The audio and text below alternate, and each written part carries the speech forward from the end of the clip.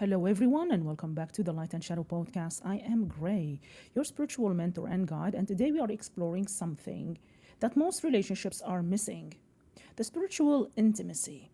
We talk a lot about physical intimacy, the attraction, chemistry, sex. We talk about emotional intimacy, the sharing the feelings, being vulnerable, feeling safe. We even talk about intellectual intimacy, connecting through ideas, conversations, and mental stimulation. But spiritual intimacy? That is the intimacy most people never touch. And it's the deepest form of connection available between two souls. Spiritual intimacy is not about sharing the same religion or going to church together, though it can include that. It is about connecting at the level of soul, of consciousness, of shared meaning and deeper purpose. It is when two people can sit in silence together and feel completely full. When you can witness each other's spiritual struggles without trying to fix them.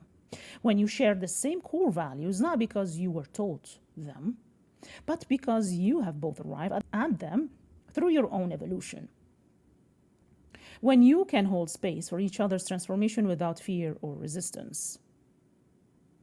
Spiritual intimacy is when you see each other, not just personalities, not just bodies, not just stories, but as consciousness, as divine beings having a human experience, and you honor that in each other.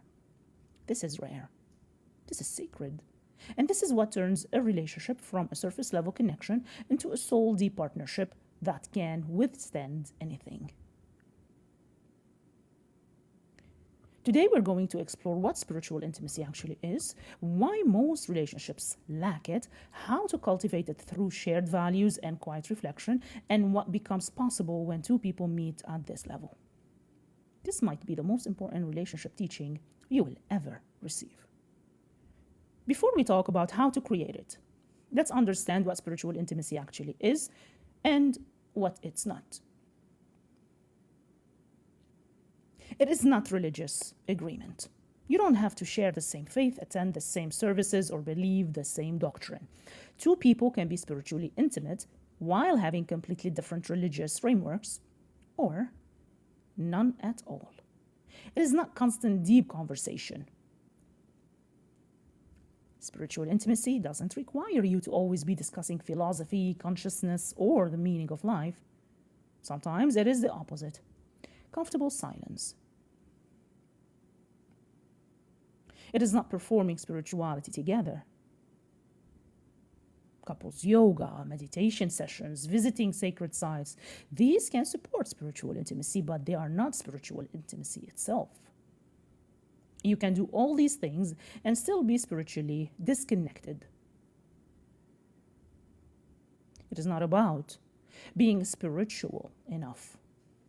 This isn't a competition about who is more enlightened, who meditates more, who has read more books, and who is more awakened. That's ego masquerading as spirituality. So what it is, spiritual intimacy is connection at the level of soul, consciousness, and shared meaning. It's when you see beyond your partner's personality, their roles, their masks, and you touch the eternal part of them. The consciousness animating the form, the divine essence. And they see that in you, too.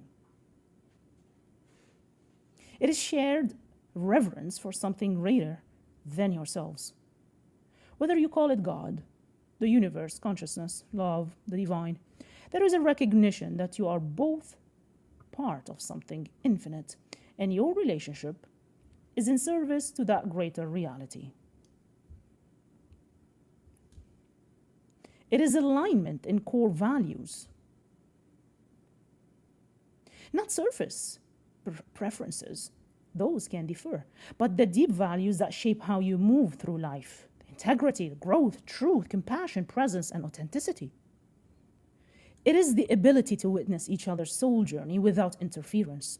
You can watch your partner go through darkness, transformation, awakening, and you hold space without trying to fix, rescue, or change them. You trust their process. It's shared silence that feels full, not empty. You can be together without needing to fill space with words, And the silence is communion, not awkwardness. It's seeing each other's divinity, even when you are both very human, even in conflict, even in struggle, even when you are both falling short. You can still see the light in each other. When spiritual intimacy is present, the relationship has a completely different quality. There's a depth of trust that goes beyond, I trust you won't betray me, to, I trust your soul. I trust your essence. I trust that even when your human self makes mistakes, your deeper self is oriented toward the truth. There's a sense of purpose beyond just companionship. The relationship becomes a container for mutual evolution, spiritual growth, conscious creation. There's resilience that can weather storms that would destroy other relationships. Because you're not just connected at personality level, you are connected at soul level, which is unshakable. There's freedom within connection. You don't need to merge or lose yourself. You can be fully yourself and fully connected because the connection is not based on dependency, but on recognition of shared divinity. Now, why most relationships lack it? Most relationships operate entirely at the level of personality. Who you are on the surface, your preferences, your habits, your roles. It's like, I love you because you're funny, because you're successful, because you're attractive, because you're compatible with my lifestyle. That's not wrong. Those things matter. But when that's all there is, the relationship is fragile. Because personalities change, circumstances change, bodies change, preferences shift. Spiritual intimacy creates a foundation that transcends the changing surface. It says, I see the eternal in you. I connect with the consciousness you are, not just the form you're in.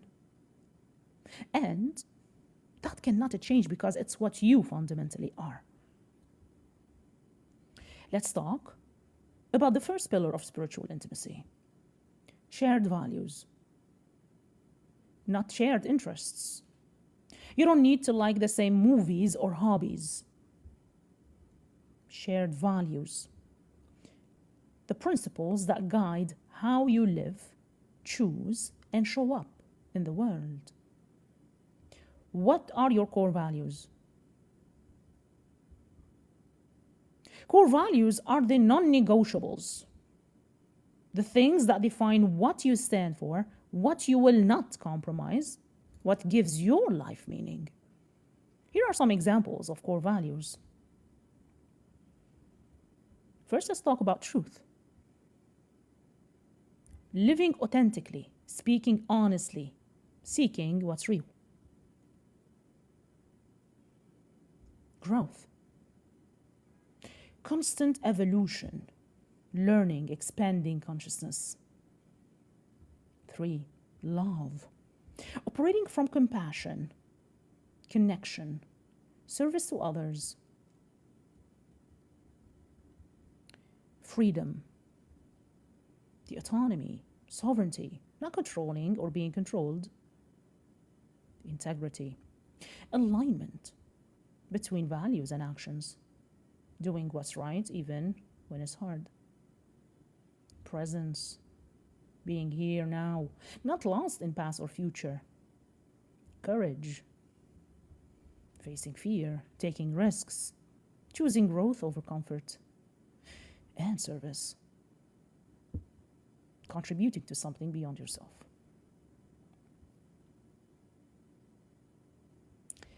When you share core values with your partner, you are aligned at the deepest level. You don't have to convince each other of what matters You don't have to negotiate your principles. You don't have to sacrifice your truth to maintain the relationship. You're moving in the same direction, guided by the same inner compass. This creates a profound sense of being on the same team, even when you disagree on surface things. For example, let's say you both deeply value growth.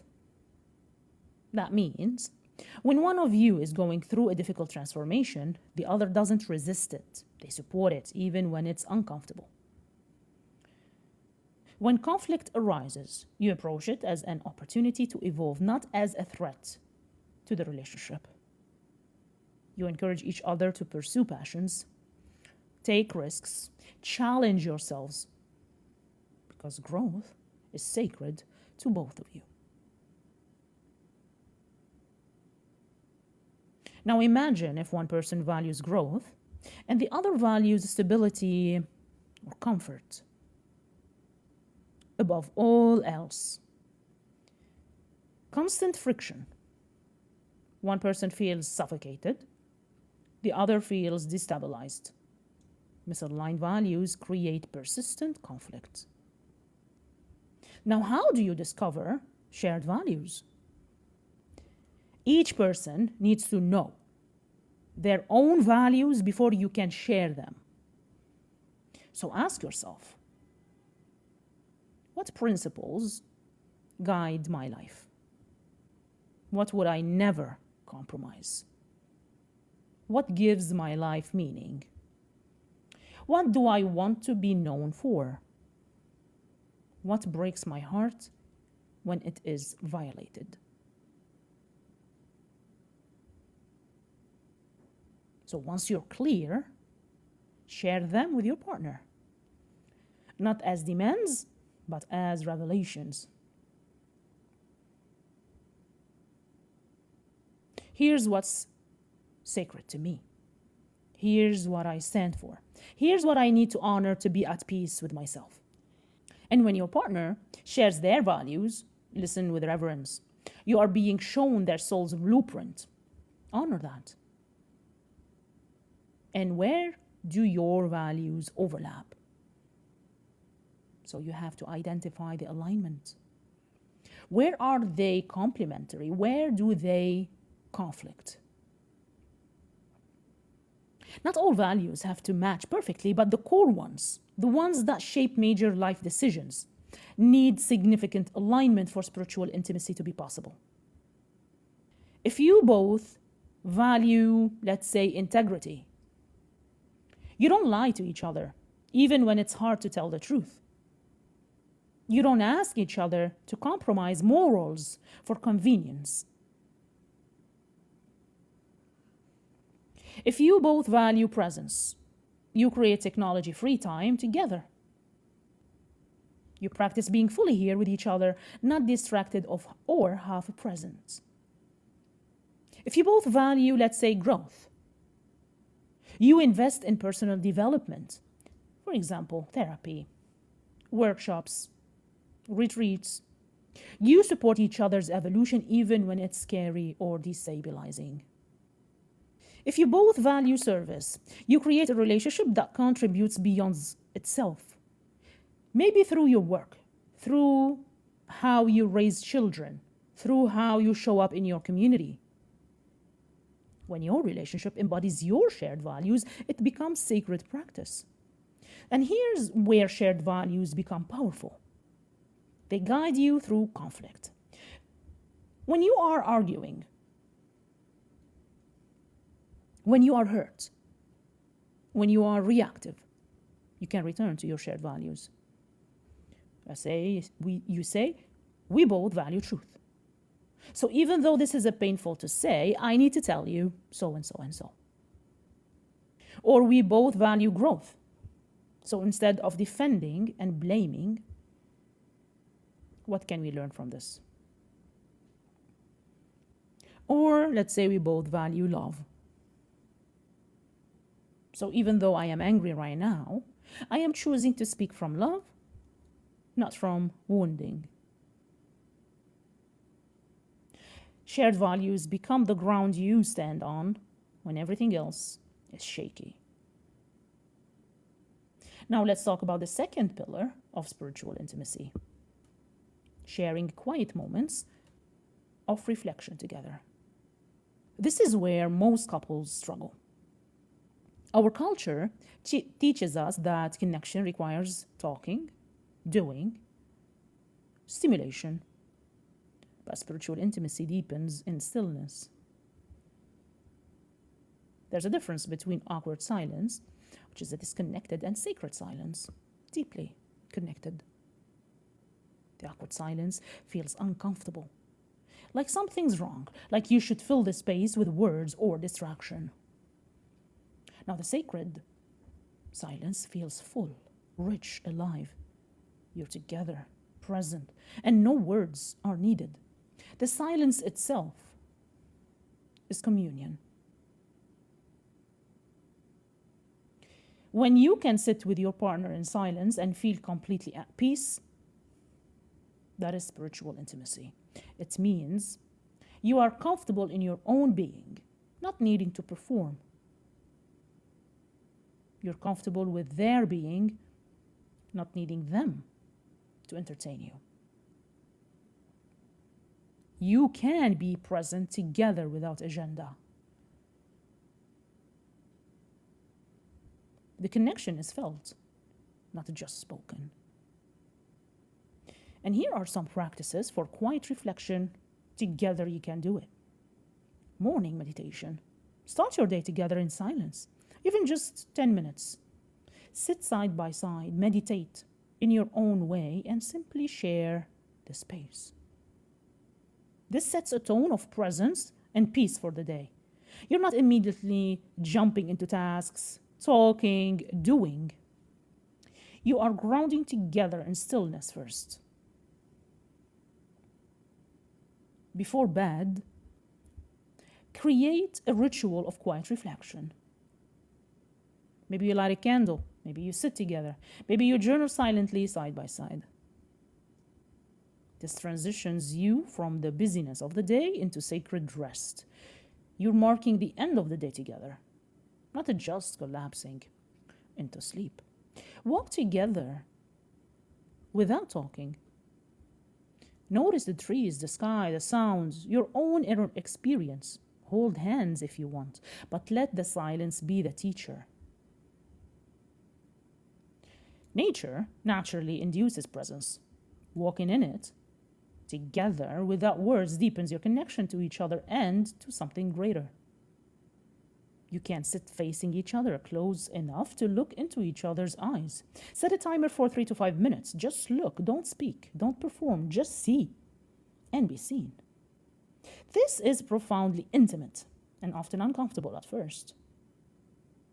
But it creates a level of connection that words rarely touch. You are seeing beyond the surface, witnessing the soul looking back at you. You can have shared spiritual practices. This could be prayer, chanting, breath work, energy work, whatever resonates with both of you. The key is you're engaging in spiritual practice together, creating a shared energetic experience. You don't have to practice the same way,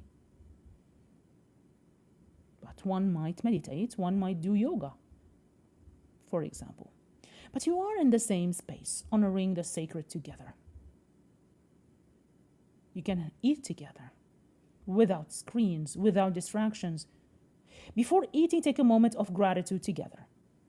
For the food, for each other, for the day. Let the meal be a meditation. Eat slowly, notice flavors, be present. Conversation is fine, but make it conscious, not mindless chatter. Sometimes, the quiet moments lead to reflection that wants to be shared. Here are questions that deepen spiritual intimacy. For example, what are you learning about yourself today? Or what are you feeling called to grow? Or where are you struggling and how can I support you? Or what are you grateful for? Or what's something you have never told me about your inner world? These aren't first date questions. These are soul-level inquiries that invite your partner to share from depth, not surface. And here's the crucial part.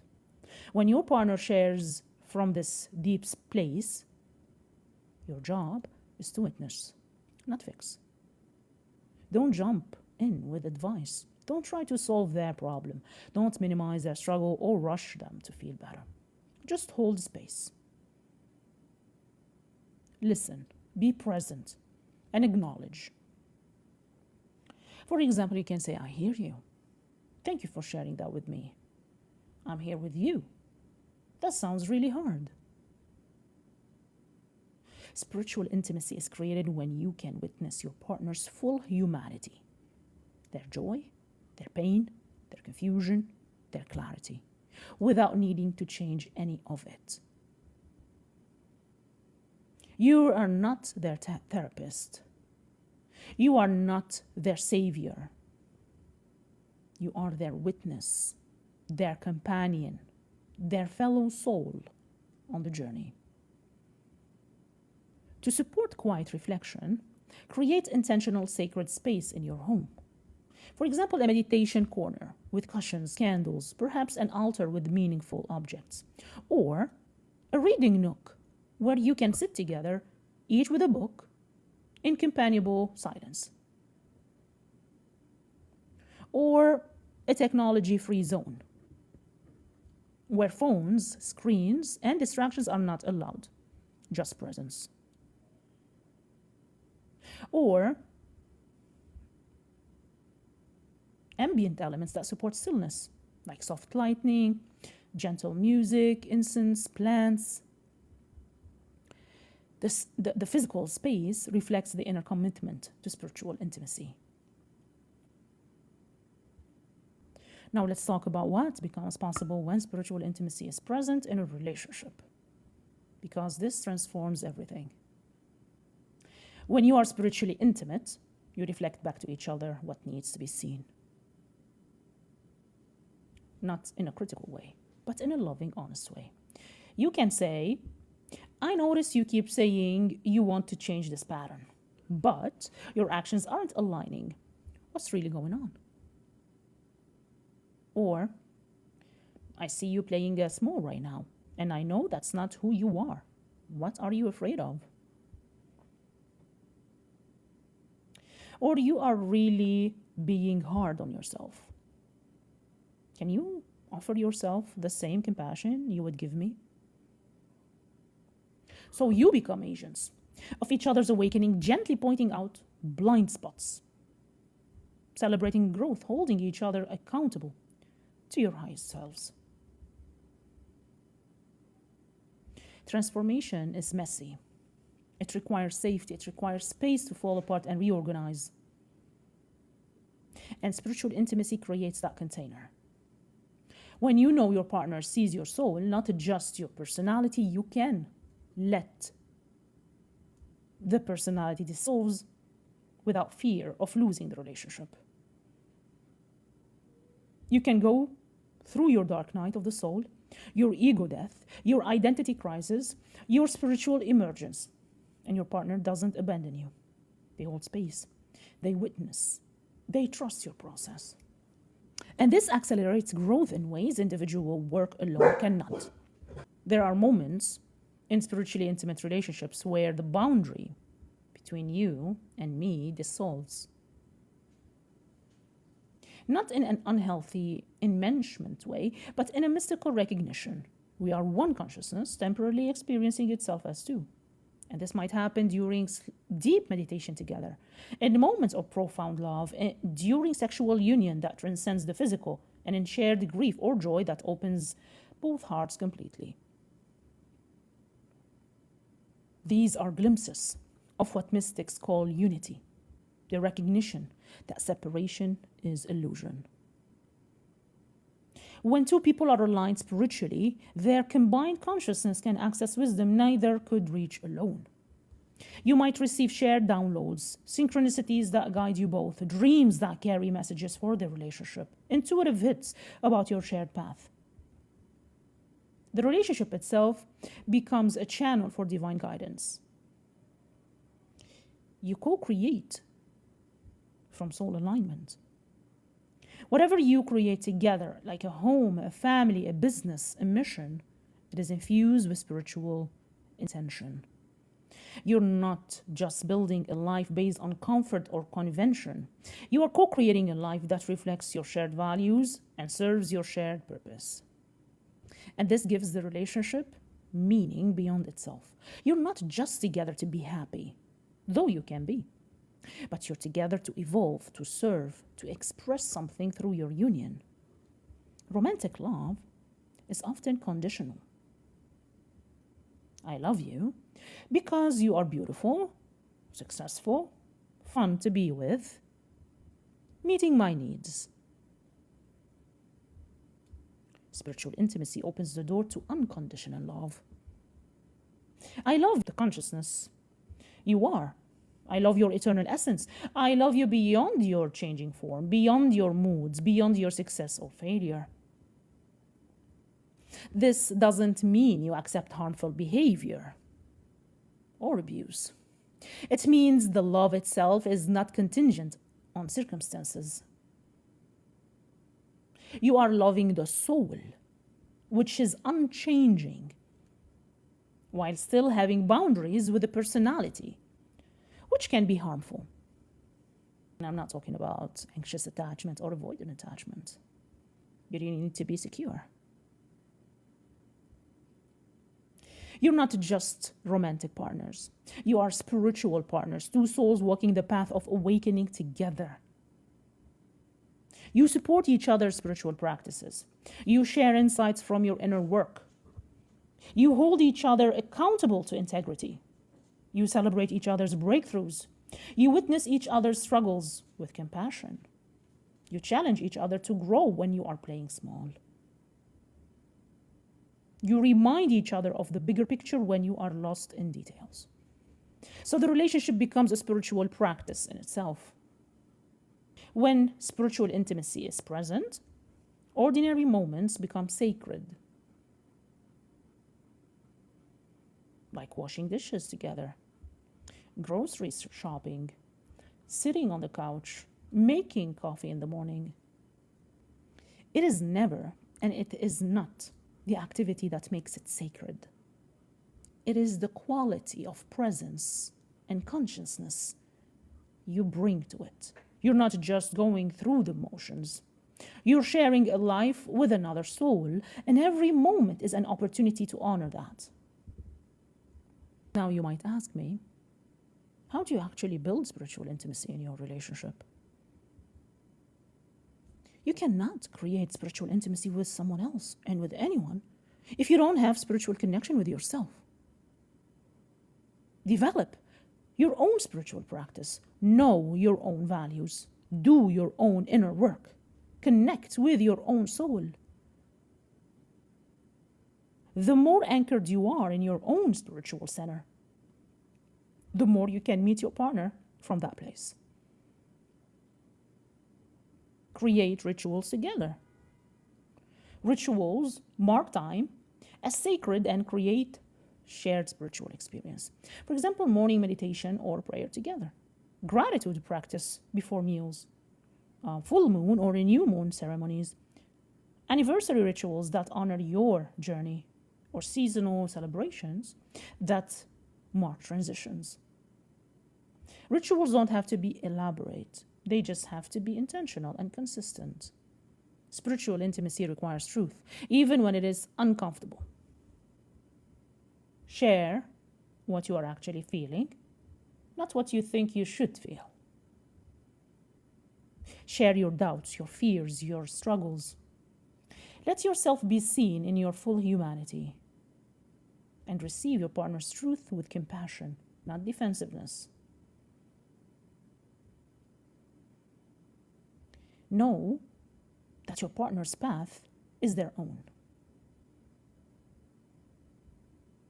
You can support it, but you cannot control it, and honor their process, even when it doesn't look like you think it should, even when it scares you, even when it takes them away from you temporarily for retreat or inner work. Trust that supporting their highest evolution is supporting the relationship, even when it's hard. Move beyond surface level conversation. Ask questions that invite soul level sharing. For example, what is the most important thing you're learning right now? Or where do you feel most aligned with your purpose? What do you need from me that you're not asking for? Or how can I support your growth? And cultivate presence. Put down the phone. Turn off the TV. Stop multitasking.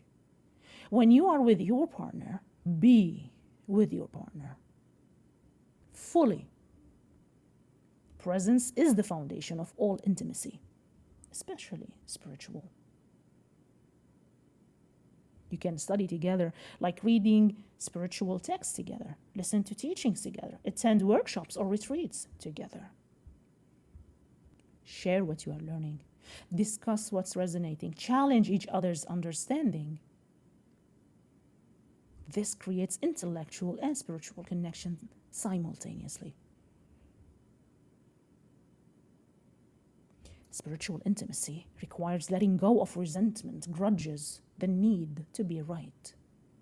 So practice forgiveness for yourself and your partner as a spiritual discipline.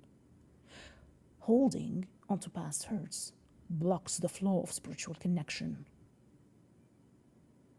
Release them, not for their sake, but for the sake of the sacred space between you.